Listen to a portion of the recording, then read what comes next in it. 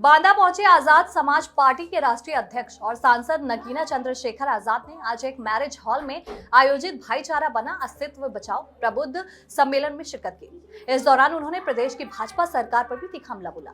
चंद्रशेखर ने कहा कि 8 सालों में भाजपा सरकार प्रदेश की सड़कों के गड्ढे तक नहीं भर पाई है, किसानों की हालत बदतर है, खाद के लिए लाइन में लाइन लग रही है और प्रशासन लाठी चला रहा है। उन्होंने कहा कि जहां राहुल गांधी अब वोट के मुद्दे की बात कर रहे हैं, हम पिछले 1.5 साल से इस मुद्दे को उठा रहे हैं। प्रधानमंत्री नरेंद्र मोदी की विदेश नीति पर भी चंद्रशेखर ने कटाक्ष किया। कहा कि यदि समाज पार्टी की सरकार उत्तर प्रदेश में बनी तो हर व्यक्ति को रोटी, कपड़ा, मकान, सुरक्षा और रोजगार की गारंटी दी जाएगी। सम्मेलन के बाद सेक्रेट हाउस में पार्टी कार्यकर्ताओं के साथ बैठक कर 2027 विधानसभा चुनाव के लिए जीत का मंत्र दिया। चंद्रशेखर आजाद रात 8 बजे संपर्क क्रांति ट्रेन से अब दिल्ली के लिए रवाना होंगे। तो अभी तक सत्ताएं हासिल करते रहे हैं, उनकी बराबरी उनसे आगे कैसे निकले इस बात को लेकर के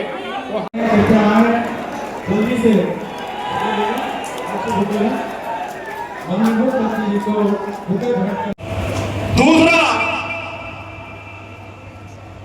4 मेडिकल कॉलेज थे उत्तर प्रदेश के अंदर, एक कन्नौज में, एक सहारनपुर में।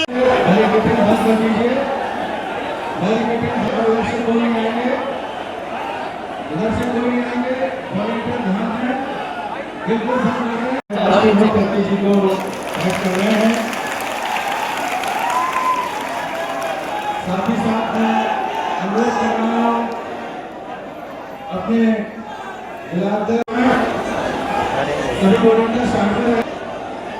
मंच पर नीचे बैठे आप लोग सब खड़े नीचे बैठे। मेरे मतलब आप लोग कृपया अपने अपने स्थान पर बैठ जाएं। मैंने भी समझाया था, बैठ जाएं आप लोग अपने अपने स्थान पर। मैं अपनी माओ के आंसू नहीं पूछूंगा, अपनी बहनों को सम्मान नहीं दिलाऊंगा, जब तक अपने भाइयों के घरों तक रोजगार नहीं पहुंचाऊंगा, अपनी माओ के हाथों को मजबूत नहीं करूंगा, उनको सुख सुविधा नहीं पहुंचाऊंगा, उन पे होने वाले अन्याय को जड़ से खत्म नहीं करूंगा, जब तक उनकी लाठी नहीं बनूंगा तब तक मैं चैन से बैठने का काम नहीं करूंगा, लड़ाई लड़ने का काम करूंगा। लड़ाई बहुत लंबी है प्यारे भाइयों। अयोध्या में बड़े पैमाने पे परियोजना, इस समाज के प्रति उनकी जिम्मेदारी क्या है, उनकी आलोचना नहीं कर रहा मेरे भाइयों। अगर मेरे इस कहने के बाद उनको अपनी सामाजिक जिम्मेदारी का एहसास हो जाए तो मैं विश्वास दिलाकर कहता हूं कि मैं उनका भी बहुत बहुत साधुवाद करूंगा अगर उनको अपनी सामाजिक जिम्मेदारी का एहसास हो जाए।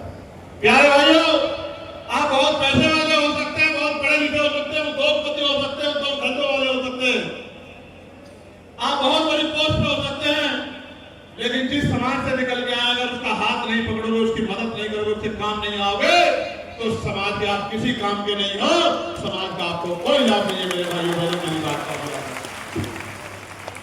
इसलिए मैं उनको चेतावनी के तौर पे कह रहा हूं कि आने वाली पीढ़ियां आपका अपमान न करें, आपको अपनी सामाजिक भागीदारी समाजिक लगी थी, याद है या नहीं याद है प्यारे भाई, जिस दिन मुझे गोली लगी थी मेरी मां ने मुझे फोन किया था, आजाद जी जिंदाबाद, जिंदाबाद, जिंदाबाद, आजाद जी जिंदाबाद, जिंदाबाद, जिंदाबाद। साथियों, मैं अनुरोध कर रहा हूँ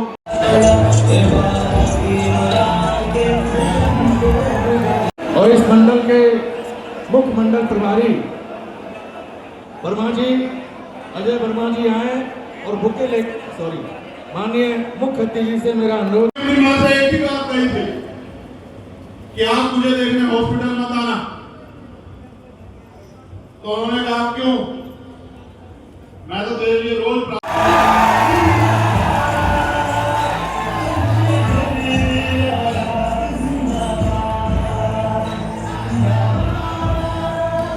पैमाने पर अत्याचार हो रहा,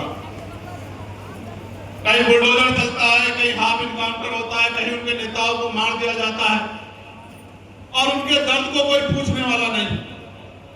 नेताओं को तो उनको अपने बाजू में बिठाने में भी, अपने स्टेज पे बिठाने में भी तकलीफ होती। कहीं उनकी मस्जिदों को, कहीं दरगाहों को, कहीं खानकाहों को, खुर्द-बुर्द किया जा रहा है, उनसे छीना जा रहा है। मैं आपके माध्यम से गांव-गांव तक ये बात पहुंचाना चाहता हूं भाइयों बहनों, कि आप लोग गांव-गांव में जाके कहना कि हम न्यायवादी लोग हैं, अम्बेडकरवादी लोग।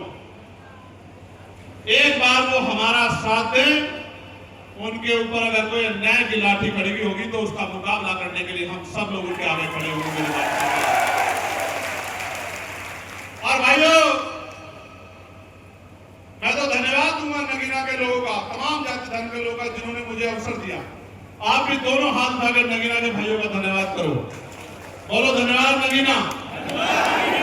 लेकिन आप ये भी जान लो कि जो प्रमोशन,